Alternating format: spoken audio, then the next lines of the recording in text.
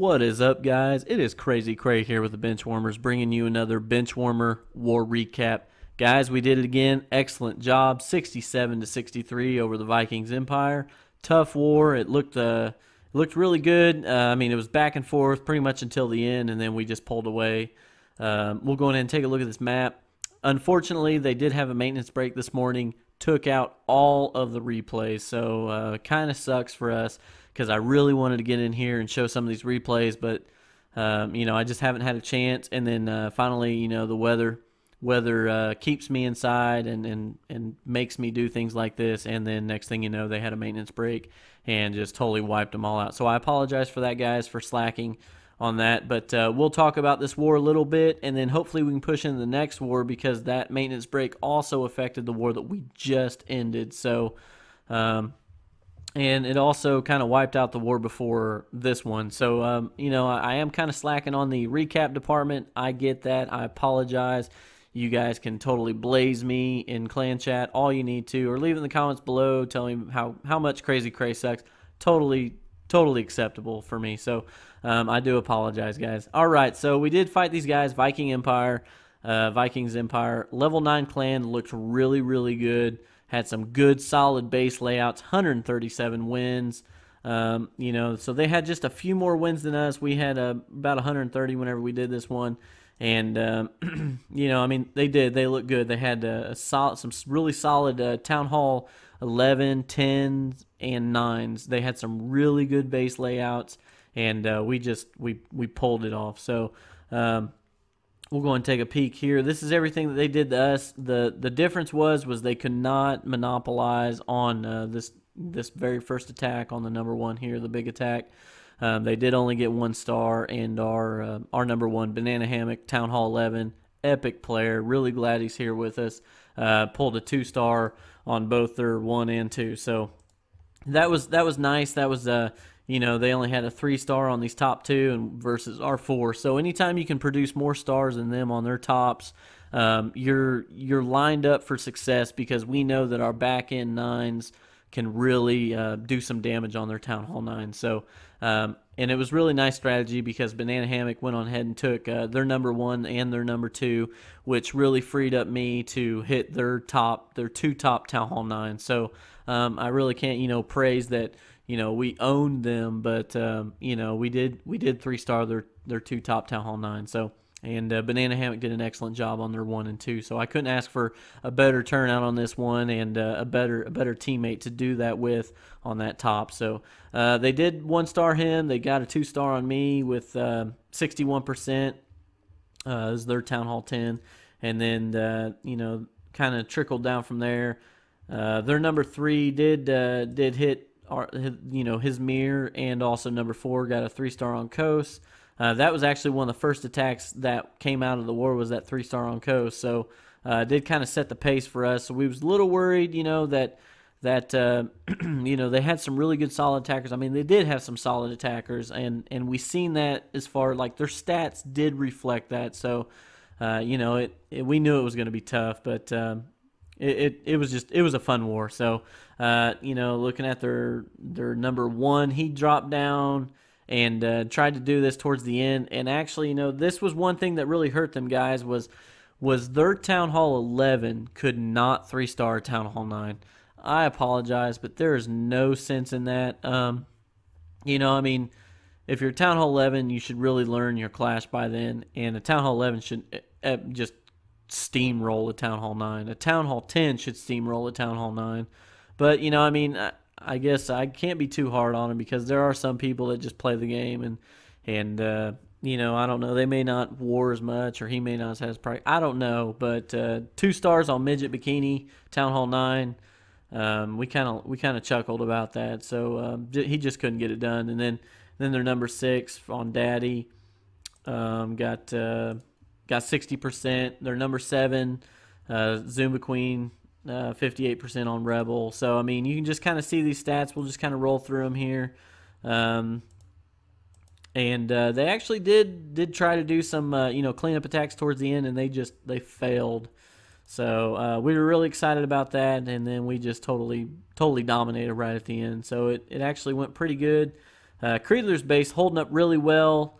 And actually, I'm going to touch base on this next recap that I'm going to do. MVP of defense, hands down in my book, goes to Creedler. Had a really good base layout, epic base layout, I should say. Wink, wink, right?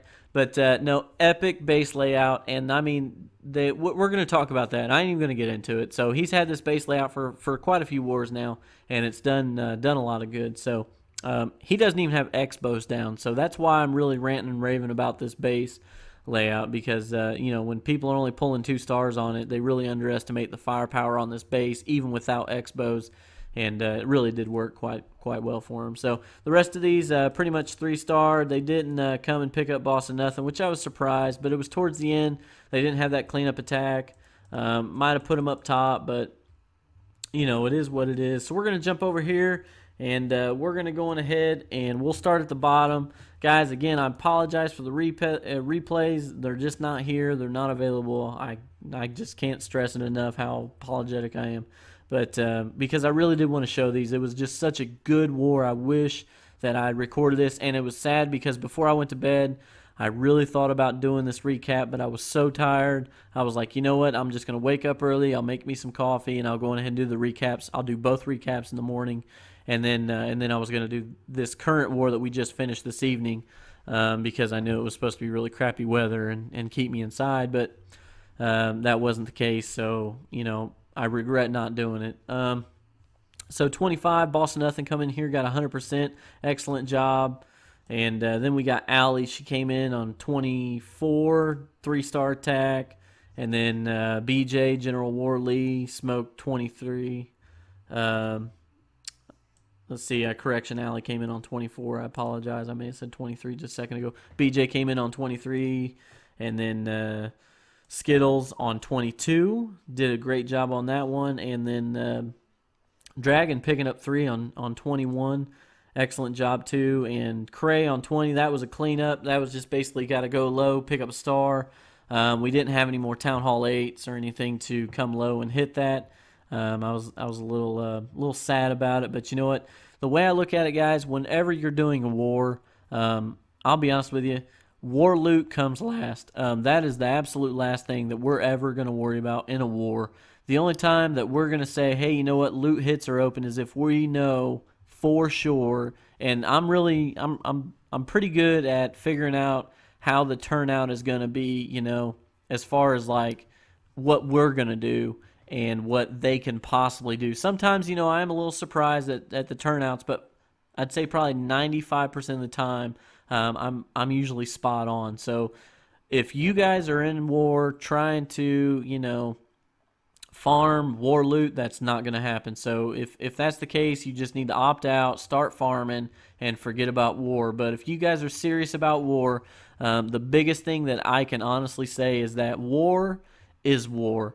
And we want to be the best. We want to bring the best. If it's a complete overkill, then we want to completely overkill it. We're gonna lose loot doing it. It's very rare that I make loot as far as that goes because I'm always donating to the CCs. I'm donating throughout, the prep day, or I'm donating throughout wartime. So my donations really go up quite a bit, especially during war. And, it's costing me tons of loot. Like, I don't even remember when's the last time on Crazy Cray I've upgraded a hero because I'm always spitting out golems and witches and dark spells, so it's constant.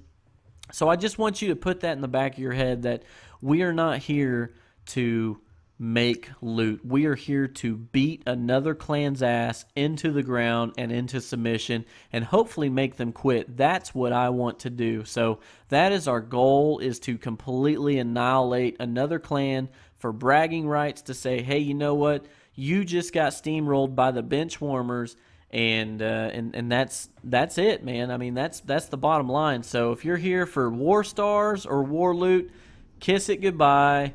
Just forget about it, opt out, start farming, and we'll just go with it. So let's just keep that in mind, guys. So please, please, please, if you're going to do an attack and you feel like it's an all-dragon attack, but your payout is only a 200k elixir and 200k gold, guess what? you're doing a dragon attack, because that's what that base calls for. No matter how much you spend, that is what it takes to get the job done. Don't bring, 10 giants because it's cheaper with 2 heals and then 2-star a base that you should have 3-starred, because that does not help the clan win. Instead, that hurts the clan, because now we have to make that attack up, and to me that was a wasted attack. Now if you bring all dragons and you fail, that's a different story, but because you're being too lazy to farm loot, or it doesn't want to cost you elixir, then you need to just not war. That's just the bottom line. You need to bring your best troops, your best army composition, come in here, kick some ass, let us all do the, woot woot, let us woot woot you for the 3 stars, and then keep it rolling, guys. That's basically it. So we're going to jump back on track now that we've kind of expressed that, because, that's all it is, guys. War is basically just, we want to be better than the clan we're fighting. That's the bottom line. It's not, I'm here to make money. So sorry for the rant, but I just had to put that out there, because I feel like sometimes that some people are very conservative with their troop composition because they feel like they're going to lose money. Well, if that's the case, then just opt out of war and don't war with us, because I'll tell you what, guys, I'm bringing heat every time. Like, I'm doing full go Vahos on Town Hall 8s. If that's what the clan needs, if that clan needs that 1-star on a Town Hall 8, Town Hall 7, Town Hall 6, guess what? I'm going to go Vaho the shit out of that base, and I'm going to own it like a boss, and I'm going to bring us a star, because that's what the clan needs. So remember, guys, it is a team effort. Do not be selfish, and just keep it rolling. So, all right, jumping back on track here. Jinja Ninja, this is another prime example. Dropping down, he's number 12, Town Hall 9, hitting number 19, which I'm sure it's let's go ahead and check it out. It's probably Town Hall 8, week 8 or 7.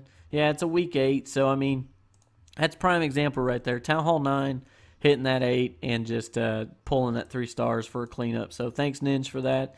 Then we got Creedler busting in on number 18, and then that creepy guy on 17, and then creepy guy on 16. Those were 2 Town Hall 8s.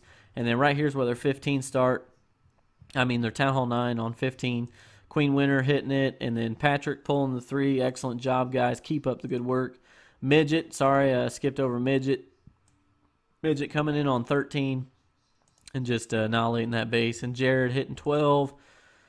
Cray, and see, guys, that's our top Town Hall 9 right there. Sir Jared hitting number 12 because we need the stars. So that's another example. And then Cray hitting 11, and that's what I do, guys. I will sit in the back until the dust is cleared, reevaluate what we need to do, and then I will go in, attack, do whatever it takes that we need, and just move on from there. So then Daddy getting a 2-star on number 10.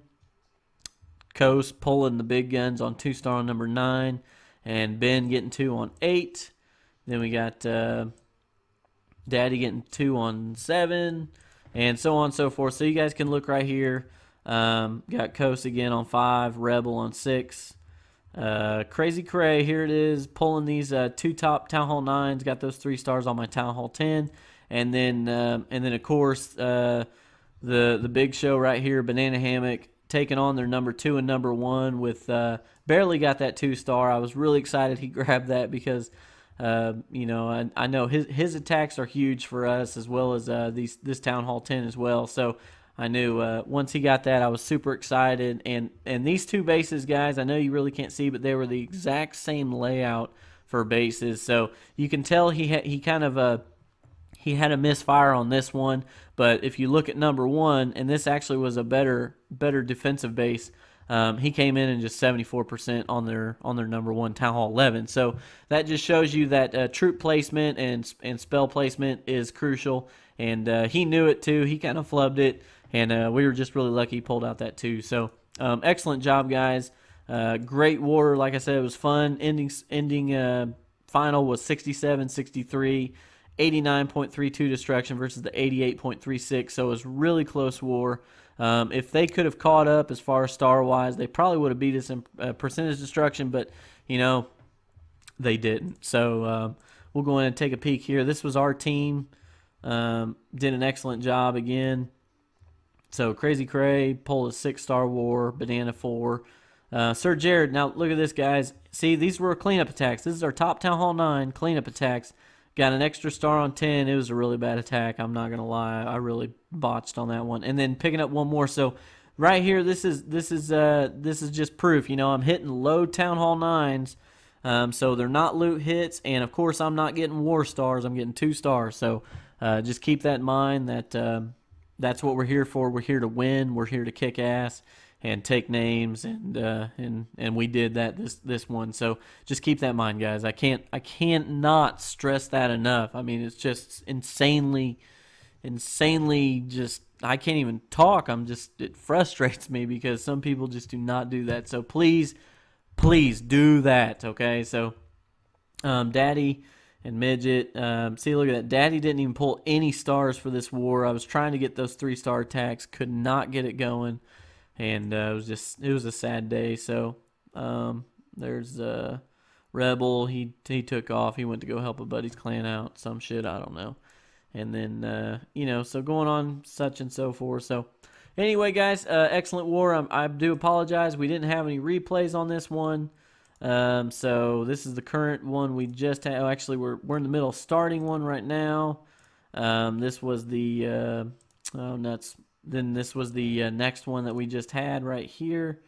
This Family Secret. This was a really fun war. I'm excited to recap on this. We got some good replays I'm going to show, and we'll jump into this one. So again, guys, everyone stay clashy. I've got some Go Wipe videos I got to put out. I got to render and put out, and I got a few more videos I got to render and put out. It's just a matter of having the time to do it. So everyone, like I said, I apologize for not having the replays. Just keep up the good work, and everyone just keep on keeping on. So that's right. That's a Joe Dirt. That's a Joe Dirt phrase right there. Keep on keeping on, man. So anyway, everybody have a good night. Hope the weather's good for you, and hopefully this war will be as exciting as the past couple wars have been. And that's about it. So again, guys, everyone have a good day. Crazy Cray for the leaders of the Benchwarmers. Talk to you later. Peace.